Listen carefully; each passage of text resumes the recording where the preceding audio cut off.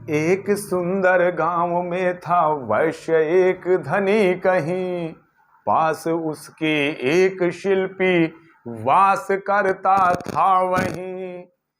भोगते थे एक सा सुख, भोग दोनों सर्वदा, था धनी शिल्पी न तो भी मुदित रहता था सदा।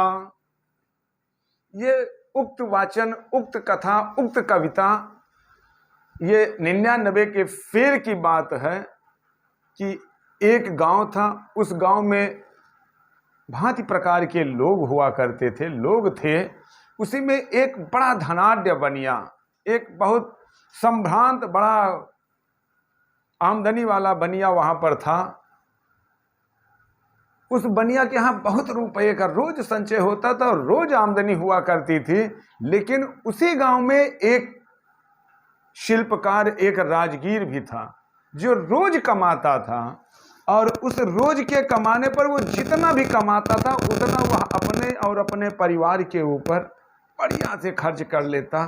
खूब शानदार अपना जीवन व्यतीत करता था। 500 कमाए तो 500 रुपया पूरा शाम तक खर्चा कर लेता। उस शिल्पकार का नाम था सुयोग। अब वह शिल्पकार, चूंकि उसके पास रुपया कहीं से नहीं था, वो जितना पाता था उतना ही खर्चा कर लेता था। बचत नाम की कोई चीज वो जानता ही नहीं था। आदमी बचत तब करता है जब ज्यादा रुपया हो या कुछ चिंतातुर हो, भविष्य के प्रति सोच हो। अब यह बनिया की पत्नी इस सुयोग की संपन्नता और कुशलता देखती है तो अंदर अंदर जलने लगती है और अपने सेठ जी से कहती है कि यह इतना खुश, इतना प्रसन्न, इतना सब कुछ खान पान इसका बेहतर है, हमसे भी कहीं अच्छा इसका पहनावा होता है, हमसे भी अच्छा कहीं इसका खान पान होता है, ऐसा क्यों है?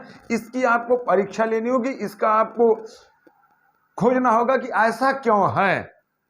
वह बनिया उस सुयोग शिल्पकार के पीछे पड़ता है और कहता है अपनी सेठानी से कि आप इसकी परीक्षा लेनी चाहती हैं, आप जानना चाहती हैं कि ये इतना सुखी क्यों है, या आप चाहती हैं कि इसका सुख खत्म हो जाए। वह सेठानी ईर्ष्यावश कहती है अपने सेठ जी से कि इसका सुख किन्हीं भी परिस्थितियों में खत्म हो जाता, मेरे मन को, मेरे सोच को थोड़ा सा संबल मिलता। बनिया कहता है एवं अस्तु, लेकिन आपको मैं जो कहता हूं, जैसा कहता हूं वैसा करना होगा। वह वणिक की पत्नी उस वणिक की बात को स्वीकार कर लेती है और जैसा वह वणिक कहता है उसको वो फॉलो करती है। उसी पर चंद लाइनें आपको समर्पित करते हुए प्रस्तुत करता हूं कि एक सुंदर गांव में था वैश्य एक धनी कहीं, पास उसके एक शिल्पी वास करता था वहीं। भोगते थे एक सा सुख, भोग दोनों सर्वदा, था धनी शिल्पी न तो भी मुदित रहता था सदा। था धनी शिल्पी न तो भी मुदित रहता था सदा। एक दिन उस वैश्य की गृहिणी बड़े आश्चर्य से यों वचन कहने लगी निज अनुभवी प्रियवर्य से, कुछ दिनों से एक चिंता नाथ मुझको हो रही, भेद तुम उसका बताओ सुन कथा मेरी कही। भेद तुम उसका बताओ सुन कथा मेरी कही।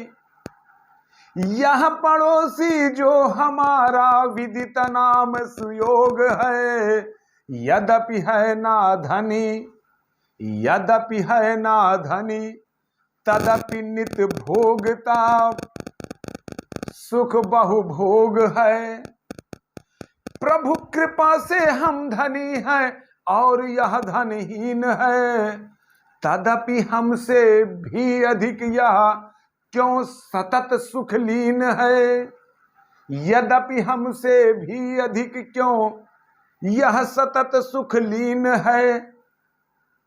अब सेठ जी जो कहते हैं उस पर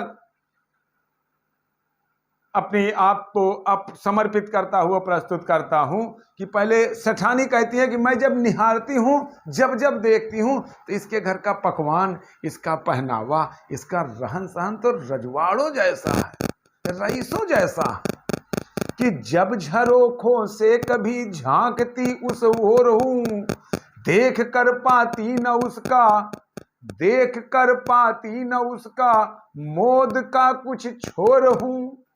रुचिर नाना पाक बनते नित्य उसके गेह में, श्रेष्ठ पट पति और पत्नी पहनते हैं देह में। कि रोज तो नाना प्रकार का व्यंजन बनता है, पहनता है तो जैसा रईसों वाला, और यह हर तरह का नित्य सुख भोग जो रहा है, यह तो मुझे चिंता में डाल रहा है। अब पकवान के बारे में कहती हैं कि सुरभि सुंदर भोजनों की फैलती चहुं ओर है, सुरभि सुंदर भोजनों की फैलती चहुं ओर है, नित्य सुन पढ़ता तथा आनंद सूचक शोर है। बात क्या है सो न कुछ भी समझ में आती अभी, धन रहित यह वैतनिक पाता कहाँ से सुख सभी, धन रहित यह वैतनिक पाता कहाँ से सुख सभी। अब इतनी देर इतनी बात सुनने के बाद वह बनिया हंसता हुआ अपनी पत्नी से कहता है कि वचन बनिता के श्रवण कर विहस बोला अर्थ यों, इस जरा सी बात पर होता तुम्हें आश्चर्य क्यों, इस जरा सी बात पर होता तुम्हें आश्चर्य क्यों। रोज जो एक आध रुपया यह कमा लाता यहाँ, शाम को उसको उड़ाकर मत हो जाता यहाँ। इस समय तो वह तरुण है, श्रम नहीं खलता इसे, किंतु पूरा कष्ट देगी जरठ जरठ निर्बलता इसे। अब समझा रहे कि ये अभी जो कर रहा है करने दीजिए, आज नहीं तो ये कल खुद परेशान होगा। लेकिन यह बात पत्नी जी को समझ में नहीं आती। इतनी बात समझा रही हैं, लेकिन वह बनिया की श्रीमती समझ में नहीं उसको आ रहा है कि हाँ, ये जो आप कह रहे हैं यही सही है कि आज सुख उठा रहा है, कल को ये भोगेगा। इस समय तो यह तरुण है, श्रम नहीं खलता इसे, किंतु पूरा कष्ट देगी जरठ जरठ निर्बलता इसे। प्राप्त होता द्रव्य जो नित्य यह खोता उसे, प्रथम जो संग्रह न करता दुख फिर होता उसे, प्रथम जो संग्रह न करता दुख फिर होता उसे।